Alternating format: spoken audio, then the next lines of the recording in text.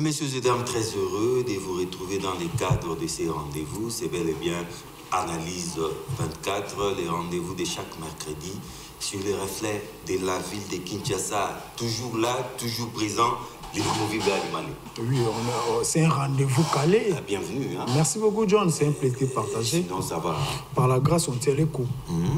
C'est pour la énième fois que nous le recevons, un habitué de cette tribune qui s'appelle Diabanza Mwananene.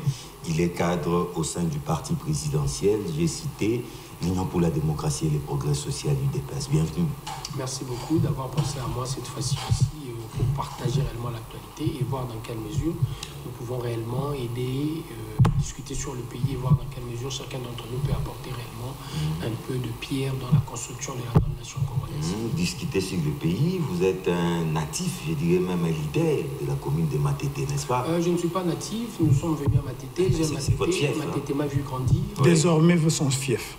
Matete m'a vu grandir, Matete m'a vu à l'œuvre, j'ai commencé réellement mon combat politique à Matete, c'est réellement une commune que je porte. Pourquoi j'ai dit ça? Parce que il y a, je ne sais pas moi, une polémique, une guerre à Limale autour du terrain Kembo. Terrain Kembo, c'est parmi les terrains municipaux. Bien sûr, bien sûr. Qu'on trouve notamment à Bandalungwa, Matete, je crois bien Kitambo aussi. Je crois. Il y en a 4, je crois. Barumbu. Alors, celui de Matete pose problème. Qui réclame les fils et filles de Matete? Poser problème, je crois réellement le grand problème que nous avons réellement dans la commune, nous n'avons pas vraiment de terrain. S'il faut jouer au football, nous utilisons de temps en temps le terrain Maïndombe, le terrain d'une école. Et le terrain Zélo. Ouais. Là, c'est Zélo. Les zélotiques. Ouais, le jour où l'école va réellement décider de clôturer, nous serons en difficulté. En dehors de ce terrain, nous avons le terrain Chobo. Et le terrain Chobo, ce n'est pas aussi un terrain de compétition. Donc nous sommes toujours zélotiques. Toujours zélotiques. Mais quand vous regardez de l'autre terrain, c'est réellement un terrain construit. Et dans le terrain construit, la difficulté que nous avons pour le moment, s'il faut réellement utiliser les terrains, on nous exige 250 $.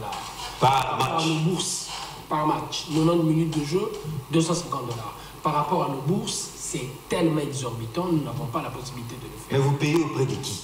Nous payons auprès du gestionnaire. Gestionnaire, c'est l'État? Le gestionnaire, je ne crois pas que c'est l'État.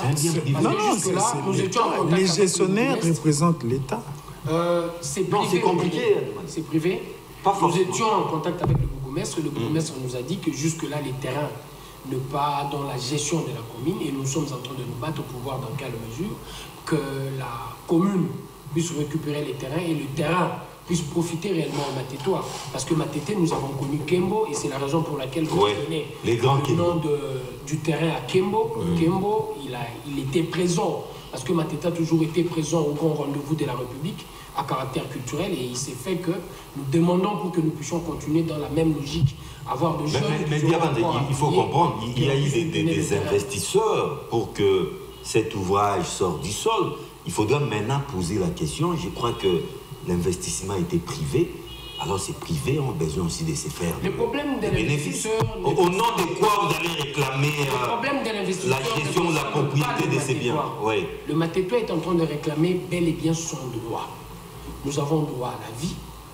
Nous avons droit à mais ce n'est pas les Matetois qui l'ont construit. Nous avons réellement droit aussi à l'encadrement sportif. Mais il y a une chose. Et ce jeune-là, qui ne savent que jouer au football, exigent à la commune des infrastructures. Mais payez vos droits. Non, mais il y a une chose. Vous avez cité 2 terrains ici qui sont à la portée de tous les Matetois. Mais quand vous parlez de ces terrains-là, je parle déjà de terrain Maïndombe qui pose un problème parce que c'est un terrain. C'est une école. C'est une école.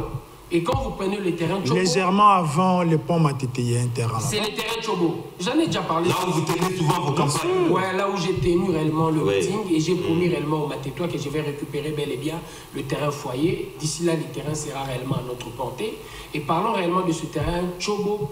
Il y a aussi un autre combat qu'on est en train de mener par rapport au terrain parce que nous remarquons réellement le policier qui sont en train de nous garder, nous saluons leur travail, en train d'utiliser les terrains pour le parking. Et le terrain, de temps en temps, diminue. C'est rétréci. Voilà, avec tout ce camion et autres, là, ça nous met en difficulté. Les temps de se faire un peu d'argent. Hein. Voilà.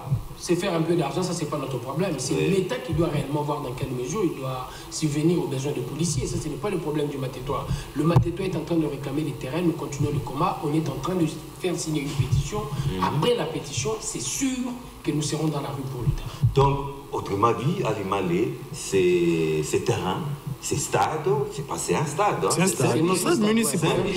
Doit être géré par les autorités communales. La chose la plus importante pour nous, même si c'est entre les mains du privé, la bourse doit être à notre portée. Mais des $100 aussi, c'est... Des $100, ce n'est pas notre... Ça ne sort pas de la... Vous me demandez réellement, quand on parle de location... Non, c'est une équipe. C'est une équipe. Les équipes au Congo ne sont pas jusque-là subventionnées. Et quand vous parlez des équipes par rapport à ce terrain-là, nous regardons Système, qui est notre équipe. En dehors des systèmes, nous regardons réellement les équipes RCM, les équipes de 3e et 4e division, 3e et 2e division n'ont pas la possibilité. Des $100 pour 90 minutes. $200 pour 90 minutes, c'est trop. Est-ce qu'il faut donner réellement un mois d'entraînement à une équipe? $200 x 10, 2000, 2000 x 3. Dans l'équipe qui ne sera pas à mesure de payer ses frais peuvent se rabattre à ces équipes, à ces terrains-là. Ça, par exemple, n'ont pas la possibilité réellement de louer les terrains. À quoi servent les terrains? Mais le stade devait réellement servir. Mais au moins, c'est... On doit s'y renseigner. Nous avons dit qu'il y a un tel stade aussi à Barumbu. Bien sûr, à Bandal. Comment ça se passe? Je parle de non, l'investissement est le même. Pas de Barumbu, je dis le stade doit servir le Matétoire. Quand le stade ne sert pas le Matétoire, l'investisseur n'a qu'à prendre son stade et partir avec. Voilà, ça c'est... C'est un débat lancé. C'est ça. Si ça ne nous sert pas, Picola amène ça dans un autre point. Mais je sens notre invité qui n'est pas là pour qui est là pour la énième fois, une certaine détermination, en commençant par sa tenue. C'est un cadre de l'UDPS qui s'est toujours pointé en tenue de ville, mais aujourd'hui, on les trouve relax. État des sièges, peut-être. Ça, je ne sais pas. Il est important pour nous, réellement, de comprendre un élément de taille.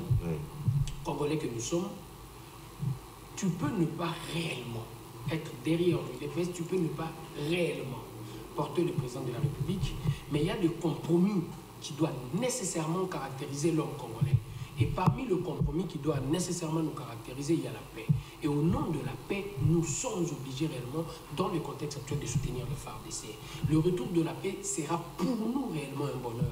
Nous en avons besoin pour l'avancement de la République. C'est quoi la paix et ta tenue?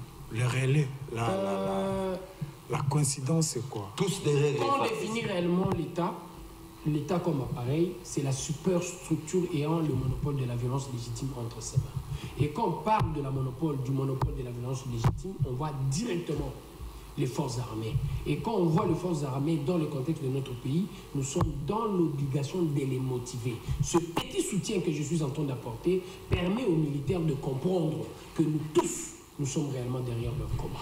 Allez, je crois que nous allons revenir sur ça quand nous allons aborder l'épisode Kagame. Bien sûr. Mais comme on parlait de la commune de Matete, prenons cette fois-ci la ville de Kinshasa, la ville-province de Kinshasa. Le numéro 1 de la ville serait sur la sellette.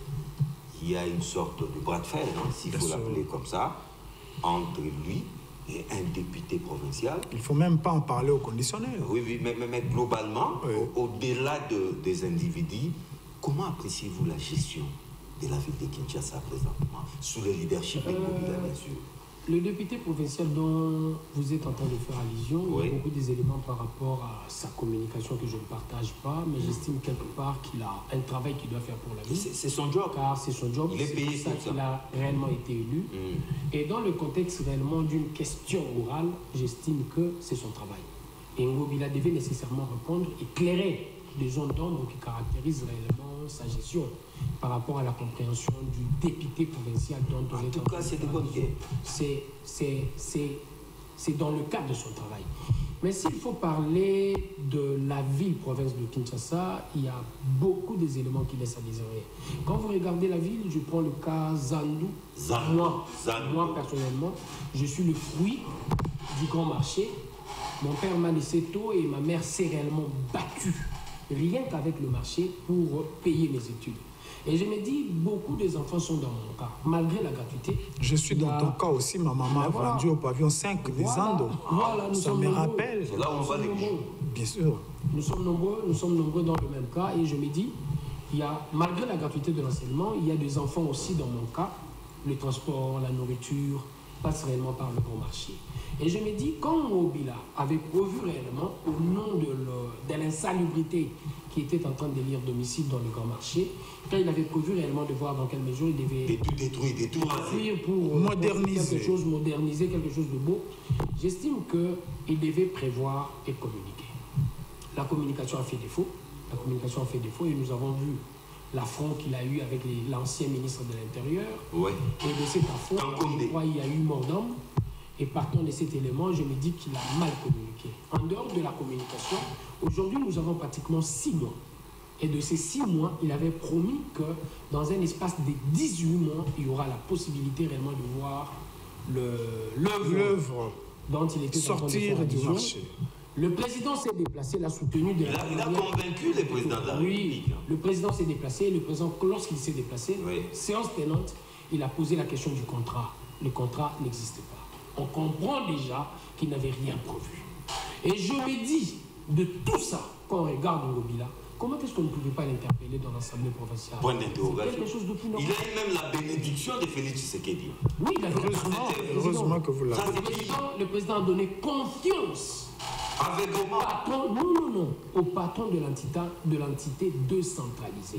Dans le cas de notre pays, il est bel et bien le patron de la ville-province de Kinshasa. Et c'est lui qui gère la ville. C'est lui qui définit la politique, c'est lui qui lève le front, c'est lui qui mobilise le front. C'est lui qui a notre destinée de la ville pendant ces 5 ans. Mais le président est dans l'obligation réellement d'accompagner l'entité, le patron de l'entité décentralisée. Mais le chef de l'État n'a pas, comme pour ne plus revenir sur le mot utilisé par mon confrère, par John, est-ce que le chef de l'État ne peut pas, au préalable, demander certaines garanties attestant les sérieux de cette initiative avant de donner sa bénédiction? Non, c'est comme si vous étiez en train de dire au chef de l'État de prendre la place de l'Assemblée provinciale. Sur le travail de l'Assemblée provinciale. Mais est-ce qu'il revenait nécessairement au chef de l'État d'aller inaugurer ces marchés? La salubrité qui avait réellement, qui était en train de le chef s'est déplacé, il a dit on ne peut pas vivre dans cette insalubrité. Maintenant que ça n'avance pas. Le patron de la ville a promis au chef que j'ai la solution. Maintenant que le constat est malheureux. Vous avez la solution, je vous fais confiance. Maintenant que le constat est malheureux. L'entité qui est contre l'Assemblée provinciale. L'hôtel des villes, c'est l'Assemblée provinciale. Et Mike Moukebaï est dans son job. Et dans le cadre de son travail, je crois que le patron de la ville doit nécessairement répondre à la question orale. Mais j'estime, je crois que... Ça traîne. Non, ça ne traîne pas, mais il y a des coques à jambes. Oui. Le président de l'Assemblée provinciale a dit que, compte tenu de l'autre question orale... L'initiative qu'il avait prise, on doit d'abord le vider. Ils estiment quelque part que nous devons... Ce n'est pas une façon de protéger les patrons de la ville. Mais si on est en train de protéger le patron de la ville, nous nous trompons. Nous nous trompons. La ville n'appartient pas à Ngobila. La ville n'appartient à Godempoy. La ville nous appartient à nous tous. Si je n'ai pas la possibilité, moi, Diabanza, par la ville, par l'Assemblée provinciale, de comprendre ce qui est en train d'être fait pour ma ville, je vais faire la rue. Je vais faire la rue. Je l'ai fait pendant 37 ans, je ne suis pas mort, j'estime que pour Ngobila, je n'aurai pas peur. Je vais faire la rue. Si le mec ne le fera pas, nous allons réellement initier la rue contre Ngobila si il continue de gérer comme si la ville était sa poche. Quand j'entends ces phrases-là sortir de la bouche d'un cadre de l'UDPS, les mots me manquent, j'ai froid. Pourquoi? Parce que j'ai vu les membres, les fidèles, les partisans de l'UDPS chez le gouverneur il n'y a même pas une semaine. Pour exprimer leur soutien à l'initiative d'Ngobila. Pour ne pas dire aujourd'hui, tout le monde, l'opinion sait que Ngobila est aujourd'hui protégé par l'UDPS pour ne pas parler du pouvoir en place. La force de l'UDPS quand on est en dehors, il est difficile réellement de comprendre ce qui fait notre force. Chez nous, la liberté d'expression est garantie. C'est lui qui a le droit de soutenir, c'est lui qui s'est dit qu'il veut soutenir Ngobila. C'est son droit le plus légitime. Moi, je dis que je ne suis pas contre Ngobila, mais je me dis, chemin faisant, quand je vais remarquer par rapport à la gestion qu'il y a des choses qui clochent et l'entité provinciale censée réellement contrôler l'exécutif ne fait pas son travail, je vais faire la rue.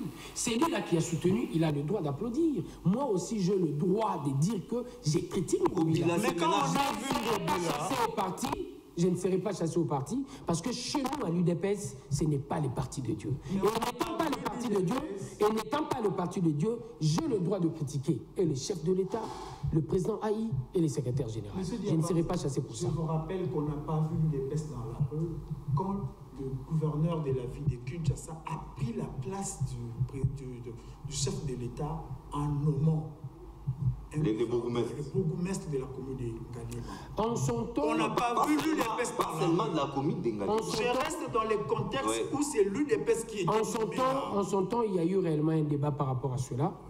Il y a des amis même du parti qui ont eu leur point de vue. Mais j'estime par rapport à cela, je crois, le chemin, nous sommes en train de le faire. Il y a beaucoup de choses qui seront rectifiées. Aliman, parce que nous parlons de Zando Grand Marché, allons un peu du côté de la Tchangou, les marchés de la liberté. Là aussi, la gestion était catastrophique. Hein? À l'ère de l'UDPS, nous attendons que les choses bougent. Non, la gestion catastrophique. Nous n'étions pas en train de gérer le marché. On nous a dit que le marché était privé et le marché appartenait bel et bien à la fondation Musée français que j'estime. Mais après enquête et autres, on a fini par comprendre que c'est l'argent de la ville qui a construit le marché. Et je crois aujourd'hui, avec le député provincial Zossi, qui sont en train de croire qu'ils doivent distribuer le table dans le dit marché. Mais c'est ça le problème. Et ça, c'est l'UDPS. Non, ça, c'est pas l'UDPS. Ça, c'est pas l'UDPS. En 92. L'UDPS veut récupérer les marchés. Non. Loin de nous, réellement, le besoin de récupérer un marché. Nous savons la chose la plus importante pour nous, c'est le parti. En 92, Tshisekedi a dit dans la conférence nationale, son programme politique était axé sur le changement de mentalité. Et jusqu'aujourd'hui, c'est d'actualité. Nous comprenons quelque part qu'il y a une mentalité qui est en train de gangréner l'acte politique congolais. Et c'est sur ça aussi que je mise réellement mon combat. Est-ce qu'il ne faut pas commencer à travailler sur la mentalité dans le parti, au sein du parti, avant d'atteindre les territoires nationaux? Au sein du parti, il y a déjà un travail de taille. Vous ne donnez pas l'impression? Non, on donne l'impression. Parce qu'il y a toujours des sons discordants. Mais c'est ça la force de l'UDPS, c'est ce qui permet réellement de travailler sur la mentalité. Mais ça ne donne pas l'impression d'un désordre au sein du parti. Non. C'est comme si vous étiez en train de dire qu'un système démocratique, c'est un système de désordre. Non. La remise en question dans la gestion de la chose publique, elle est bel et bien importante. Ça permet à celui qui est en train de gérer de rectifier le tir. Un vice-président qui invite les membres de l'UDPS pour un meeting, pour un message, il est dispersé sous le coup de gaz lacrymogène. Le secrétaire général n'a pas reconnu cette rencontre. Et c'est le secrétaire général qui autorise à la police de recourir au gaz lacrymogène. Non. Je suis mal à l'aise quand je parle réellement de problèmes de notre maison. Je suis très mal à l'aise quand je parle de ça. Parce que ça ne donne pas l'exemple. Non. Dans l'histoire de l'UDP, ce n'est pas une première. Les gens le savent. Ah, vous êtes habitué à ces désordres. Non. C'est familier à l'UDP. Par rapport à votre impression extérieure, c'est comme s'il y avait du désordre. Il y a une liberté d'expression. Il y a une cacophonie terrible. Non, ce n'est pas de la cacophonie. À l'époque, il y a eu réellement un combat, où je dirais réellement de voix discordantes. Le président qui passa, et nous qui étions réellement derrière Tshisekedi, nous l'avons vécu. Nous l'avons vécu plusieurs épisodes. Mavungu, Moubake, nous avons vécu plusieurs épisodes. Tu n'es pas de l'UDPS récent. Non, j'ai vécu tout le combat du parti. Il n'est pas né de la dernière. Et de tout le combat du parti, j'ai compris quelque part que nous finissons toujours du choc des idées de voir lumière jaillir. Et la lumière d'ici là va jaillir. La lumière va jaillir, Aliman n'est pas ce qui parle de la lumière. L'éruption volcanique aussi, un peu de lumière aussi. Hein. Mais négatif. Du feu, c'est aussi de la lumière. On ne peut pas en parler en souriant, malheureusement. Volcanique, à Goma, à Limale, je crois que la lumière commence un peu à se faire. Les activités de ces volcans devaient être contrôlées. Oui. Mais ça faisait 7 mois que l'observatoire volcanique de Goma, l'OVG, n'avait pas travaillé. Faute de moyens de fonctionnement. Faute de moyens de fonctionnement. Et à l'époque, qui dirigeait les premiers ministres étaient quasiment sous embargo, bloqués. Les pouvoirs revenaient principalement au président de la République, Félix Tshisekedi. Bref, la prévention, l'alerte n'a pas fonctionné. Comment établir les responsabilités dans ces cas? Nous avons une part de responsabilité dans la gestion parce qu'on est réellement gestionnaire, mais voilà. Je l'ai dit quelque part, quand on est en train de poser le problème, nous devons nécessairement bien poser le problème. Il s'est fait que l'OVG a toujours été financé par la Banque mondiale. Et c'est la Banque mondiale qui était en train de financer. Tout, il faut attendre. Quand la Banque mondiale a remarqué quelque part de la même manière que la CECOPE, qui avait de détournements, magouilles et autres, la Banque mondiale a décidé qu'il ne va plus continuer réellement. En termes de millions. En termes de millions, 2 à 3 millions, que nous étions en train de bénéficier sur le plan de la recherche scientifique, voir dans quelle mesure il fallait nécessairement préserver, contrôler, surveiller les activités. Mais toutefois, quand la Banque mondiale a décidé, l'option revenait au gouvernement. Quand vous parlez du gouvernement, c'est les premiers ministres. Qui n'a jamais présidé ce Conseil des ministres. Présider Conseil des ministres veut dire quoi? Parce que l'article 91 de la Constitution est clair. C'est sa responsabilité. Je n'en disconviens pas. Je dis que nous avons une part de responsabilité. Oui. Ça, c'est sûr. Mais je te dis que le Premier ministre devait réellement prendre le problème à bras le corps. Mais il s'est fait dans notre pays. Il était déjà hors circuit. Hein? Nous revenons, il avait la signature, nous revenons sur la problématique que je venais de poser du changement de mentalité. Il y a un problème dans notre pays. Quand il y avait un soutien extérieur, quand on vous responsabilise, nous avons réellement tendance à dire que c'est ça réellement. C'est de cette manière que nous avons l'habitude de voir le problème. Et je crois que c'est un problème auquel nous devons réellement y remédier. Voir dans quelle mesure, quand il y a la responsabilité de l'État, savoir prendre réellement nos responsabilités. Et nous tous, nous sommes en train de déplorer ce qui s'est passé. Une trentaine de morts. Hein? Ouais. Chaque jour qui passe, plus de 30 morts. Il y a de morts. Les bilans macabres les bilans est en train de s'alourdir à la hausse. Ouais. Il est important pour nous tous réellement congolais de comprendre que l'heure a sonné où nous devons prendre nos responsabilités à bras le corps. L'Afrique a la forme d'un revolver dont la gâchette se trouve en RDC. Et si nous ne prenons pas nos responsabilités entre les mains, il serait difficile réellement pour l'Afrique tout entière de décoller. Soyons concrets. Nous parlons aujourd'hui de plus de 30 morts. Qui doit prendre ses responsabilités quand on sait que 7 mois avant, c'est l'UDPS qui était au pouvoir. Je n'en disconviens pas. Non, restons concrets. Je le suis. Je n'en disconviens pas. Et quand vous voyez donc vous portez cette charge. C'est quasiment les débuts de bras de fer entre les présidents de la République et les premiers ministres. L'UDPS était en train de gérer au sein du CACH avec le FCC. Nous étions ensemble en train de gérer. Vous ne pouvez pas vous permettre réellement, lorsque vous parlez du problème de la République, dans le cadre de la Constitution, de dédouaner le gouvernement qui a la gestion quotidienne de l'État entre ses mains. C'est tout à fait normal. Et partant de cet élément, je crois quelque part que l'UDPS s'est dit aussi, il y a une part de responsabilité. Mais n'oubliez pas, le président l'a dit, même au Katanga, il y avait une sorte de distraction. Quand on était en train de travailler, il y avait deux perceptions de la gestion étatique. Il y a de ceux-là qui étaient nostalgiques en croyant que l'État doit être géré de la manière dont le gestionnaire doit confondre les trésors publics avec sa poche. On devait en premier lieu mettre fin à cette manière de faire. Et c'est sur ça qu'on avait misé l'essentiel de notre énergie. Chose faite, soyez-en certains que de pratiques pareilles n'auront plus réellement... John, avant d'avancer, parlons de la bonne gestion. Je me souviens que le chef de l'État, dès l'entrée du jeu, il avait restitué à la Banque centrale une somme colossale restant après sa sortie. Son voyage. C'est le seul symbole que le chef de l'État a posé, parce qu'après, il n'y a plus ces gestes. Donc, il n'était plus toutes important, les consommations sont... il n'était plus important que l'on continue à communiquer sur ces gestes-là. Donc, il continue à le faire discrètement. Ça s'est fait. Ce n'est pas important que l'on puisse réellement communiquer. Et pourquoi avoir communiqué avec le premier chef? Ce n'était pas la position du chef de l'État. Personnellement, ce n'était pas sa position. Ali Malé, restons dans cette partie de la République pour parler maintenant de cette sorte de jeu de ping-pong entre les présidents rwandais et les présidents congolais, ou sinon du côté congolais, en cause les rapports des experts onusiens sur les massacres, les rapports mapping sur les massacres à l'Est, un rapport accablant en tout cas pour le Rwanda. Liabanza, votre lecture? Je crois, de la sortie du président, il y a eu 3 autres sorties. Ambassadeur rwandais, ici chez nous, le ministre des Affaires étrangères, rwandais. Et la toute dernière sortie, c'est celui du président rwandais. Lui-même. Ouais, sur Jeune Afrique. Je crois que la sortie du président, la communication du président a bel et bien mis le Rwanda un peu en difficulté, parce que le Rwanda a compris qu'il avait mal communiqué, parce que Kagame est en train de s'expliquer, les gens ne l'ont pas très bien saisi.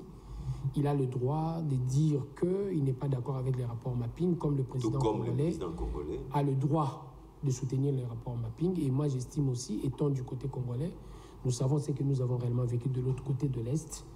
Je respecte le travail du docteur Denis Mukwege. Je respecte le travail des experts onusiens. Ils nous ont permis d'avoir un outil de taille qui va nous permettre du combat. C'est un rapport digne des fois, Liabanza. C'est le seul outil que nous avons jusque-là, qui va nous permettre du combat que nous sommes en train de mener avec le docteur Mukwege, d'avoir une justice les docteurs si pas Mukwege seraient instrumentalisés par des gens qui lui ont donné les prix Nobel. Il l'a dit, mais il a reconnu qu'il a un travail de qualité qu'il est en train de faire de l'autre côté. Bon, là, et du travail de qualité que Mukwege est en train de faire, moi j'ajoute encore, il est pour nous une fierté nationale. Et l'État congolais est en train de tarder réellement de donner des prix à ce monsieur-là par rapport au travail qu'il est en train de faire. Parce que je me dis, de l'autre côté des États-Unis, quand on parle de la valeur républicaine, on regarde les sacrifices que vous êtes en train de consentir en tant qu'humain par rapport à la vie communautaire. On parle de Rosa Parks, qui n'a jamais géré, mais qui a posé un acte héroïque. Lorsqu'il est mort, le président Bush a dit que sa place, c'est au Capitole, au même endroit que le président Abraham Lincoln. Pourquoi? Il était en train de parler d'une valeur républicaine. De la même manière qu'on parle de la valeur républicaine, Mukwege, c'est une valeur pour nous. Manipuler ou quoi, que sais-je encore, mais je me dis, je regarde en premier le travail qu'il est en train de faire. Et de ce travail, tous nous devons applaudir. Parler des valeurs patriotiques, il y a des gens qui se sont sentis gênés quand le chef de l'État a dit le président rwandais, c'est mon ami avec qui j'ai mon frère avec qui j'ai de très bonnes relations. Une phrase qui n'est jamais sortie de la bouche de Kabila durant son règne. Mais apparemment, on semble dire qu'avec Kabila, le Rwanda risque, avec Tshisekedi, les Rwandais risquent d'avoir un peu plus que ceux qui n'ont pas reçu avec Joseph. Mais de ce que j'ai vu, 3 sorties pour une seule sortie, c'est qu'ils sont en difficulté. De ce que je vois déjà. Ils communiquent un peu. Parlons déjà de la communication. Ils ont beaucoup plus communiqué parce qu'ils ont compris qu'ils étaient en difficulté par rapport à la première communication. En ce que je sache. La première communication, c'est celle de Kagame. De Kagame lui-même. Ouais. Lorsqu'il a communiqué, il a compris, il est sorti. Dans un espace, il n'y a même pas un mois. Hein. Il n'y a même pas un mois, 3 sorties. Une semaine. Ouais, pour un État, c'est trop. Pour un État, c'est trop. Donc, ils sont en difficulté. Et partant de cela, je me dis encore que entre États, c'est une relation d'intérêt. Et vouloir ou pas, le Rwanda, c'est notre voisin. Et en tant que voisin, nous sommes en train de partager une frontière commune. Terrestre, voilà, une frontière terrestre commune. Et partant de cette frontière, j'estime, en tant que gestionnaire, je suis dans l'obligation, moi, de lever réellement cette politique de diplomatie d'ouverture que le président a levée comme option. Et l'option que le président a prise permet réellement au Congo de définir beaucoup plus les intérêts de nos populations que de verser dans la polémique. Vous le savez, vous n'êtes sans ignorer qu'il y a 2 présidents dans notre pays qui ont parlé d'une guerre populaire longue, revenir d'où elle était venue. Mais le discours n'a pas porté réellement ses fruits. Et je crois l'option responsable que nous sommes en train de prendre aujourd'hui va porter de fruits. Porter les fruits, c'est peut-être ce qui a facilité aussi la traversée des Congolais après l'éruption volcanique. Je crois que c'est une question d'intérêt. Les Congolais qui ont connu cet accident désastre catastrophique, naturel, ils ont fini par comprendre que nous étions dans l'obligation d'être en odeur de sainteté avec le Rwanda, parce que ça a permis à nos frères au moins de trouver refuge. Lors de la première sortie médiatique de Kagame, les réactions fusaient de partout, hein? Notamment celle du numéro 1 entre nous. Mais Diabanza, la réplique ou la réaction de Félix Tshisekedi, pour beaucoup, n'était pas à la hauteur de la provocation. Donc, Félix semblait caresser, trop aménager le Rwanda, caresser Kagame dans le sens du poil, alors qu'il devait nécessairement taper du poing sur la table parce que, franchement, Kagame avait franchi les Rubicons. Non, je crois quelque part dans le propos du président. Tout ce que le président Kagame a dit a été contredit, coup sur coup. Ah bon? Parlons de Mukwege, le président a dit c'est une fierté nationale. Parlons de l'état de siège, le président a expliqué pourquoi Ituri, pourquoi le Nord Kivu et non le Sud Kivu. Parlons de massacre. Parlons de massacre, le président a dit le rapport mapping, c'est un rapport qui n'a pas été élaboré par des experts congolais. C'est les Nations Unies et il a foi réellement en ce rapport. Et il estime qu'il nous faut ici, dans notre pays, pour que le droit soit dit, une justice transitionnelle ou un tribunal pénal international. Parce que le Congolais doit réellement recouvrer ce droit par rapport à ce qui s'est passé au massacre commis à l'est de la République démocratique du Congo. Il a répondu bel et bien à M. Kagame. Coup sur coup. Mais malheureusement, il y avait des gens qui n'avaient pas, qui étaient en difficulté réellement de saisir le discours du chef de l'État, et je comprends, ça arrive à plusieurs reprises, hein. À chaque fois que le président Félix parle, les gens ont tendance à comprendre 6 jours, 7 jours après la quintessence de son message. Pourquoi? C'est peut-être parce que le message n'est pas fort, parce que ce qui est fort capte directement. Non, communique peut-être mal aussi. Non. Je l'ai vécu au sein de l'UDPS, même avec le président Tshisekedi Wamulumba. À une certaine époque, il devait réellement communiquer concernant les élections 2006. Lors de la communication du président, il a dit « Je tenais à contrôler la CENI de la même manière que mes concurrents ». C'était une phrase, peut-être je ne donne pas très bien la phrase, parce que je n'ai plus le mot. Mais c'était ça le fond de l'idée. Nous étions tous en difficulté de saisir ce que voulait dire le président. Mais 2 jours, 3 jours, moi j'ai eu pratiquement, je crois, 1 ou 2 semaines après, j'ai compris la quintessence et la phrase en question a mis la communauté internationale et le Congo tout entier en émoi. C'est bien après que les gens ont compris réellement la quintessence du message. Et je crois c'est là la force de grands hommes. Et c'est ce qui est dans Félix Tshisekedi. Les gens l'attendent réellement parler comme s'il était dans la provocation. Il a mis le président rwandais en difficulté. C'est ça l'essentiel. Lorsqu'on parle du Rwanda, à Limales, il faut remonter les temps. Je vois l'AFDEL. L'AFDEL, je vois le 17 mai. 97. Il y a à peine 2 semaines, hein, nous l'avons encore célébré. C'était déclaré officiellement chômé, férié et payé. Mais polémique autour de la célébration de cette date. 24 ans après, Diabanza a pensé que la page doit être tournée. Apparemment, l'UDPS est entré dans la danse parce que le 17 mai, l'inauguration de la place Forescom, le chef de l'État, soldat inconnu. Apparemment, le régime... C'est une journée de FARDC même. Oui, le régime kabiliste continue avec l'UDPS qui semblait apporter un vent nouveau. Non, il faut regarder réellement les dates par rapport au contenu. La chose la plus importante, c'est la signification qu'on est en train de donner à la commémoration de la date. La libération. Donc c'est une commémoration valable. Les FARDC. Là, on parle du FARDC.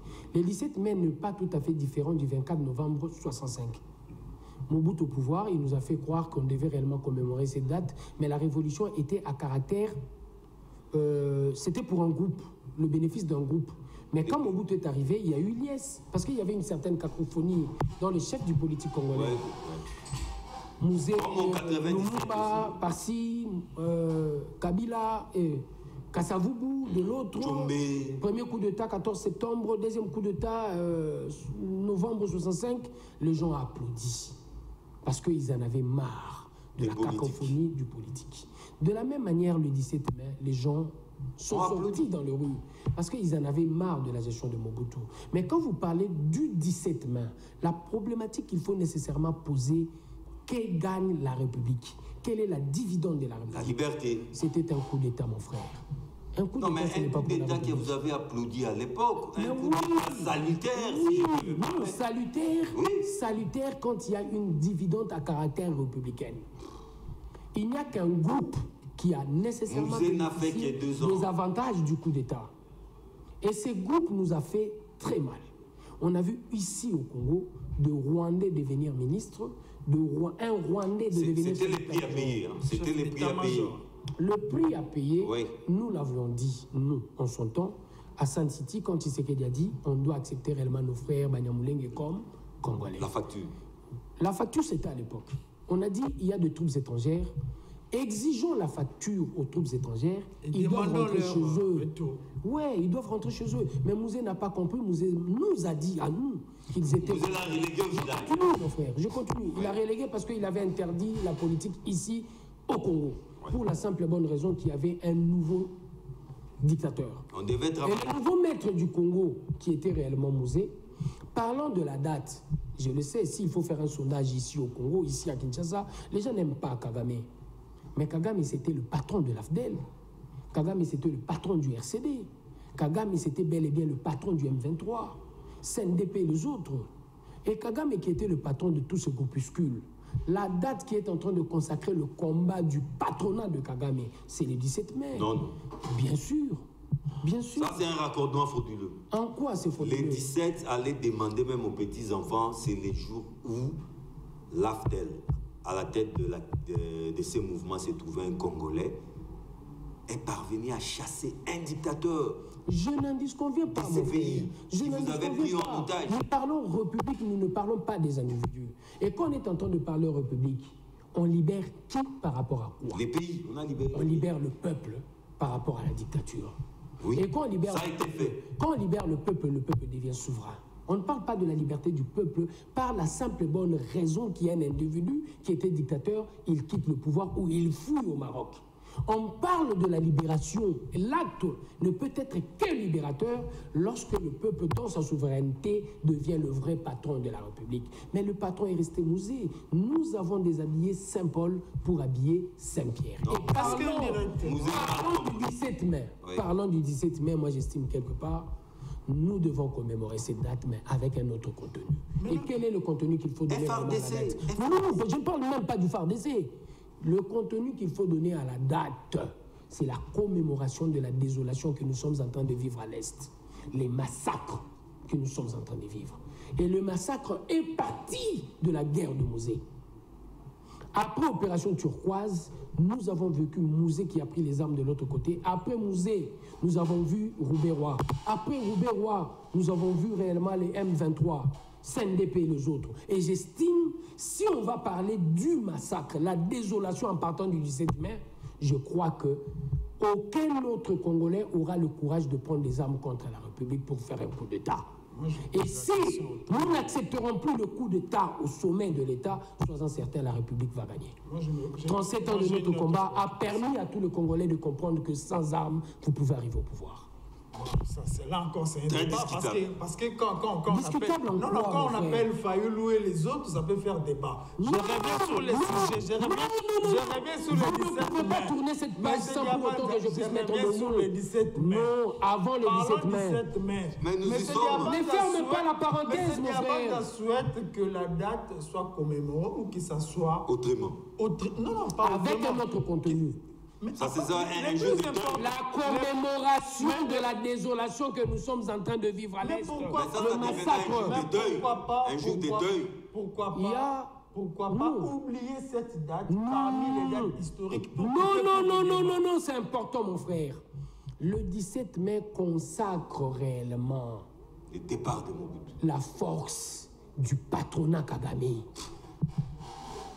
Donc on doit continuer à célébrer cette date. C'était lui le patron du combat. Et la preuve, on a donné réellement l'état-major congolais à un Rwandais. Mais pourquoi pas oublier directement la date? Si nous oublions la date, soyons certains, notre beau jour, si pas le Rwanda, ce sera l'Angola qui peut le faire. Mais si nous commémorons la date, tout le monde va comprendre qu'au Congo, si vous vous permettez réellement de faire de votre pays la base arrière pour une guerre qui n'est pas dans le cadre de la dividende nationale, les Congolais ne vont pas se laisser donner faire un autre contenu à cette date. Ce contenu-là va décourager le coup d'État. Ces contenus-là ne permettront plus aux pays voisins de servir de base arrière par rapport aux guerres qui peuvent déstabiliser la République. Mais il y a déjà on a besoin de ce contenu. Nous en avons besoin. Il y a déjà des élus qui proposent l'oubli de cette date parce que ça ne fait pas l'unanimité au niveau de Je suis contre les élus. Moi, j'estime quelque part, nous avons connu à peu près 8 millions de morts. Et ces morts-là, nous les oublions aussi. Il faut les commémorer. Nous ne pouvons pas oublier nos morts. Ils sont morts pourquoi? Parce qu'il y a des Congolais qui ont pris les armes contre le Congo. Et que devrions-nous faire? Il nous faut une date pour commémorer et la bêtise des rébellions et le massacre de nos frères. C'est ce qu'il faut faire. Le chef de l'État doit revenir sur son initiative. La date bel et bien choisie. La date bel et bien choisie, je vous assure, c'est le 17 mai. C'est mon combat. Je vais me battre pour ça. Il y aura réellement, je vais réfléchir avec le juriste et voir dans quelle mesure, s'il faut des signatures pour que nous puissions introduire au Parlement. C'est que je propose de l'UDPS. En ton nom personnel. Je vais convaincre en premier lieu mon parti. Et dans ces cas, je crois, j'ai suivi mon regard, la date du 16 janvier serait aussi dans votre viseur. J'y réfléchis. La mort des musées, la mort tragique des musées. La mort tragique des musées, je compatis. Je me dis c'est un coup d'État et le coup d'État, moi, je n'applaudis en aucun moment. Ouais. Je n'applaudis pas parce que je me dis on ne pouvait pas se permettre réellement d'assassiner un père de famille et de surcroît président de la République. Le tombeur de Mobutu. Non, le tombeur de Mobutu. Il y a déjà le processus était enclenché. On ne change pas l'histoire. Non, mon frère. On ne change pas l'histoire. Mon frère, c'est comme si vous étiez en train de dire Mobutu parti, Congo développé. Non. Nous devons poser la problématique. C'est une autre paire de Non, on doit poser la problématique par rapport à la dividende républicaine. Avant de parler développement, on a chassé Mobutu. Mais quelle est la dividende? Ce n'est pas le peuple qui est devenu patron. On a déshabillé Saint-Paul pour habiller Saint-Pierre. Je ne parle pas du temps qu'il a fait. Mais je te dis, c'était le nouveau maître du Congo. Et personne ne peut me contester. Il a mis en veilleuse la constitution de la République. Il a pris un opposant ici, relégué dans son village natal. Il fallait mettre de l'ordre. Ah, c'est ça de l'ordre, hein? Oui. Interdire aux autres d'avoir un mot de cité, un mot dans la cité. Il fallait un peu de dictature. On est presque à la fin, nous chutons déjà. Mais apparemment, la liberté qu'on attendait de l'UDPS n'est pas ce qui s'est vu sur terrain. Les marches brutalement des manifestations sanctionnées, même des gens qui manifestent pacifiquement. Je prends l'exemple concret du RAM. Les RAM, qui fait parler de lui, qui fait parler d'elle comme taxe dans toutes les rues de la ville de Kinshasa. Il y a des organisations de la société civile qui descendent dans la rue pour réclamer le retrait de ces taxes. Ils sont corrigés, ils sont manipulés, ils sont maltraités par la police. On n'attendait pas de l'UDPS, c'est ça. Non. La responsabilité revient une fois de plus au gouverneur de la ville. Quand vous parlez de marche, je prends notre cas, nous, l'UDPS. Nous sommes victimes, nous. Nous sommes le premier parti dans ce régime qui a perdu 6 hommes dans une seule marche. Le seul parti. Le seul même. Aucun autre parti, aucune autre association de la société civile a déjà perdu un homme, ne fût-ce qu'un homme, pour une activité à caractère pacifique. Nous avons perdu 6. Et les ministres de l'Intérieur étaient issus de l'UDPS. Parce que vous étiez au-delà des lignes établies. La mobilisation, la police était réellement dépassée. Non, c'est par rapport à... Vous avez posé un problème qui répondait à l'intérêt personnel du parti et non pas à l'intérêt national. Les rames, c'est national. Mon frère. C'était pour quelle revendication? Ronsard Malonda, nous n'étions pas les seuls dans la rue. La Mouka est descendue dans la rue. L'Église catholique par l'autre, la CLC, dans la rue. Et en dehors d'eux, nous tchaillons les autres. Mais nous, l'UDPS, quand nous sommes descendus, il y a eu mort d'homme. Ce n'est pas pour autant que nous avons dit qu'il n'y a pas de démocratie en République démocratique du Congo. Nous avons payé le frais. Mais nous disons qu'il y a beaucoup des éléments qu'il faut réellement changer dans notre pays. Nous rentrons dans la problématique du changement de mentalité. Permettons à Diabanda la police, il y a beaucoup de choses qu'il faut réellement faire avec. Diabanda Monanene, en 60 secondes en tout cas, vous allez placer votre mot de la fin. Le Congo, c'est notre patrimoine. Il y a un élément sur lequel on ne m'a pas posé la question, c'est la proposition de loi Tchiani. Je dis par rapport à cette loi congolais, essayons réellement d'y réfléchir. N'allons pas dans des attaques personnelles, mais je me dis, il y a déjà beaucoup de choses parce que je crois... Non, je crois... Les adversaires qui font même moi, qui vous parle réellement, je suis sur ma soif. J'ai besoin de faire un débat avec Noël Tchiani pour être de plus en plus... Vous n'êtes pas d'accord avec lui? Non, je ne parle pas d'accord, mais je parle d'éclaircissement. Il parle d'un principe qui me laisse perplexe. Ouais. L'irrévocabilité de la nationalité congolaise.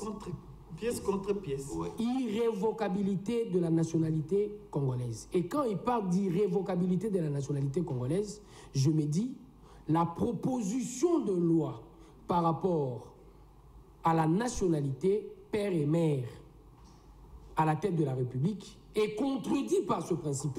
Parce que le principe d'irrévocabilité nous dit que est congolais toute personne qui est congolais d'origine, même si vous optez pour une autre nationalité, canadienne, française et autres, vous restez congolais, malgré l'autre nationalité. Mais aujourd'hui, dans le contexte actuel, il y a le principe d'exclusivité de la nationalité congolaise.